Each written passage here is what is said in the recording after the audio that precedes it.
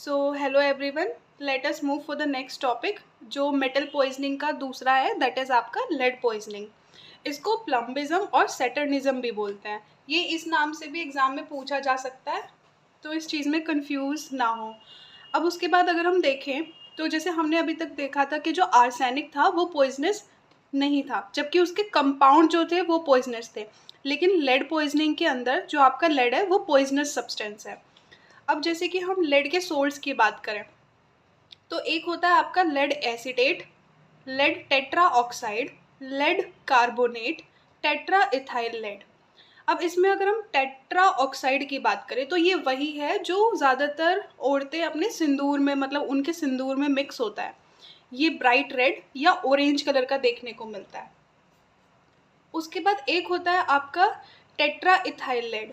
ये हमने केमिस्ट्री में पढ़ा है पहले कि ये एंटी नॉकिंग एजेंट की तरह एक्ट करता है इन पेट्रोल। इसके अलावा ये आपका कार्बोनेट जो है ये आपके पेंट्स में देखने को मिलेगा। अब अगर हम इसके क्लासिफिकेशन की बात करें तो इसको दो पार्ट में क्लासीफाई किया है। एक है आपकी एक्यूट और एक है आपकी क्रोनिक। अब अगर हम एक्यूट की बात करें तो एक्यूट कब होती है? ये एक रेयर सीरियस कंडीशन है जो सडन हाई लेवल एक्सपोजर की वजह से अराइज होगी। इसके सिम्टम्स की बात करें तो बहुत कॉमन से सिम्टम हमें देखने को मिलेंगे: वॉमिटिंग, डायरिया, एब्डोमिनल पेन और मेटेलिक टेस्ट। इसके अलावा इसके ट्रीटमेंट की बात करें तो ये काफ़ी ज़्यादा पॉइजनस सब्सटेंस है आपका, तो इसकी वजह से हमें इसे किलेशन थेरेपी देनी पड़ती है सीवियर केसेस के अंदर। और इमीडिएटली अगर पर्सन वहाँ पे एक्सपोजर अभी भी अगर लेड का हो रहा है तो वहाँ से पर्सन को रिमूव करना होगा। उसके बाद आती है आपकी क्रॉनिक पॉइजनिंग। क्रॉनिक पॉइजनिंग कब होती है? जब लॉन्ग टर्म एक्सपोजर होता है लेड का। इसमें वाइड रेंज ऑफ सिम्टम्स आपको देखने को मिलेंगे। सबसे ज़्यादा सिम्टम्स इसमें देखने को मिलते हैं जिसके अंदर आपका, जिसको हम न्यूमोनिक से एक याद करेंगे, जो है आपका A2 B2 CD E F, यानी कि ABCDEF। इसमें आपका ए से आता है सबसे पहले एनीमिया। तो एनीमिया इसमें क्या देखने को मिलता है? Microcytic हाइपोक्रोनिक anaemia. माइक्रो का मतलब होता है छोटा, हाइपोक्रोमिक क्रोमिक मतलब कि लेस अमाउंट ऑफ कलर, और एनीमिया। तो इसमें होता क्या है, जैसे ये है नॉर्मल आरबीसी की पिक्चर और ये है माइक्रोसिटिक हाइपरक्रोमिक आरबीसी की पिक्चर। तो अगर आप इसको देखें तो इसके जो साइड वाला एरिया है वो तो कलर होता है, लेकिन जो अंदर होता है वो होता है पैलर। जबकि इसका जो माइक्रोसिटिक है इसके अंदर पहला तो साइज रिड्यूस हो गया आरबीसी का, दूसरा इसके अंदर जो अंदर वाला एरिया है, जो डिसकलर्ड एरिया था, वो इंक्रीज हो गया है। नॉर्मली 1/3 देखने को मिलता है, लेकिन इसमें 1/3 से ज़्यादा हो जाता है। इसी को हम बोलते हैं माइक्रोसिटिक हाइपोक्रोनिक एनीमिया। अब इसके बाद हम बात करें तो एक होता है आपका एमिनोरिया। तो हमें लेडीज़ के अंदर, मतलब विमेन के अंदर एमिनोरिया देखने को मिलता है। क्यों? क्योंकि ये आपके एंडोक्राइन डिसरप्टर का काम करता है, जिसकी वजह से हार्मोनल रेगुलेशंस में इंटरफेरेंस होगा, जिसकी वजह से एमिनोरिया देखने को मिलेगा और स्टर्लिटेन बहुत केसेस हो सकती है। इसके अलावा हम याद करते हैं बी से ब्लू लाइन ऑन गम्स, जिसका दूसरा नाम है बर्टोनियन लाइन। ये स्पेशली फाउंड होती है अपर जो पे। ऐसा नहीं है कि लोअर जो पे नहीं देखने को मिलेगी, लेकिन अपर जो पे ज़्यादातर केसेस में देखने को मिलती है। और ये क्यों मिलती है? लेड सल्फाइड के डिपोजिशन की वजह से। जो आपका लेड सल्फाइड है, यानी कि जब लेड होता है वो सल्फर के साथ एक्ट करता है तो लेड सल्फाइड बनता है।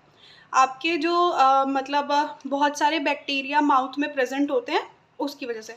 अब उसके बाद हम बात करें तो एक होता है आपका ब्लू डॉट इन आरबीसी, जिसका दूसरा नाम है basophilic stippling. Blue dot in RBC यानी कि ये आपकी नॉर्मल आरबीसीज थी और उसके अंदर एक ब्लू डॉट देखने को मिलती है। इसका अगर हम प्रिसाइजली बात करें तो ये होता है आपका precipitated clumps of ribosomal RNA की वजह से। यानी कि जो राइबोसोमल आरएनए है उसका एक्यूमुलेशन हो रहा है। क्यों हो रहा है? क्योंकि जो लेड है वो राइबोन्यूक्लियस एंजाइम को इनहिबिट करेगा, जिसकी वजह से प्रॉपर ब्रेकडाउन नहीं हो पाएगा। उसकी वजह से उनका एक्यूमुलेशन स्टार्ट हो जाएगा और वो आरबीसी में एक ब्लू डॉट की तरह दिखाई देंगे। टू बी प्रिसाइज अगर हम बात करें तो ये इनहिबिट करता है पायरिमिडीन 5 न्यूक्लियोटाइडेज। नेक्स्ट आपका सी से आता है कॉन्स्टिपेशन। अब कॉन्स्टिपेशन की अगर हम बात करें तो ये क्या होता है, जो आपकी स्मूथ मसल्स होती हैं और नर्व्स होती हैं, लेड उस पे एक्ट करता है। उसकी वजह से क्या होगी, जब ये स्मूथ मसल्स ऑफ इंटेस्टाइन जो होंगी आपकी, उनकी मोटिलिटी रिड्यूस हो जाएगी, और जब मोटिलिटी रिड्यूस होगा तो वहाँ पे आपका कॉन्स्टिपेशन देखने को मिलेगा। उसके बाद डी से आता है आपका ड्रॉप। ड्रॉप में आपका रिस्ट ड्रॉप और फुट ड्रॉप दोनों देखने को मिलेगा। रिस्ट ड्रॉप किस वजह से होता है कि आपकी जो रेडियल नर्व होती है उसको इफेक्ट करता है, क्योंकि ये नर्व को भी इफेक्ट करता है और मसल्स को भी इफेक्ट करता है। तो रेडियल नर्व को इफेक्ट करता है, इसकी वजह से पेशेंट जो है वो अपनी फिंगर्स को, रिस्ट को ऐसे उठा नहीं पाएगा, इस तरीके से ऐसे रहेंगी। उस तरीके से बात आता है आपका फुट ड्रॉप। फुट ड्रॉप के अंदर जो लेड पॉइजनिंग होती है वो इफेक्ट करती है आपकी पेरोनियल नर्व को, जिसकी वजह से फुट ड्रॉप देखने को मिलेगा। कॉमनली जब आप अपनी मतलब कॉमनली अगर फुट ऐसा है तो आप पोजीशन जब चेंज करते हैं तो इस तरीके से ऊपर नीचे ऐसे कर सकते हैं, लेकिन जो फुट ड्रॉप होता है उसके अंदर आप पैर को ऐसे उठा नहीं पाएंगे। उसके बाद आता है आपका ई से एनसिफेलोपैथी। एनसिफेलोपैथी वैसे ज़्यादातर बच्चों के अंदर देखने को मिलती है और ये सबसे ज़्यादा सीवियर कंडीशन होती है। इसके अंदर कन्फ्यूज़न, मेमोरी लॉस प्रॉब्लम्स, ये सब देखने को मिलेंगी। नाउ एफ से आता है आपका फेशियल पैलर। फेशियल पैलर जो होता है इसको स्पेशली याद रखना है, क्योंकि इसके अंदर ये सबसे अर्लीस्ट और मोर कंसिस्टेंट सिम्टम होता है। इसके अंदर क्या होता है, आपका वेसोस्पाज्म होता है। वेसोस्पाज्म क्या होता है, आपका कॉन्स्ट्रिक्शन ऑफ ब्लड वेसल्स। अब ये हो किस वजह से रहा है, तो अभी हम आगे देखेंगे कि ये कैल्शियम मेटाबॉलिज्म को डिस्टर्ब कर देता है, उस वजह से होता है। अब ज़्यादातर जो फेशियल पैलर होगा वो आपको माउथ के अराउंड देखने को मिलेगा, वैसे फेस पे देखने को मिलेगा बट ज़्यादातर माउथ के अराउंड देखने को मिलेगा।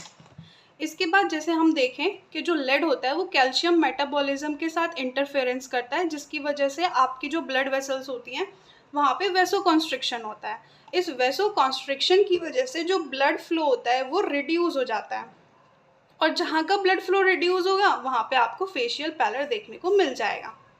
जैसे कि ये नॉर्मली फेस है तो ऐसे पैलर देखने को मिल जाएगा।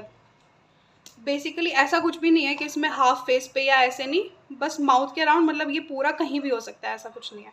उसके बाद आता है आपका इसका ट्रीटमेंट। तो इसके ट्रीटमेंट की बात करें तो ये बहुत ज़्यादा पॉइजनस सब्सटेंस है, तो इसके लिए एंटीडोट देना बहुत ही ज़्यादा एक मतलब पॉसिबल ही नहीं है जैसे। तो इसके लिए हम इसे किलेशन थेरेपी करते हैं। इसके अंदर क्या होता है, आपका BAL अलॉन्ग विद DMS से ज़्यादा अच्छा होता है एज़ कम्पेयर टू EDTA। ये हम लोग पहले भी सुने हैं इनके नाम, ये किलेटिंग एजेंट होते हैं।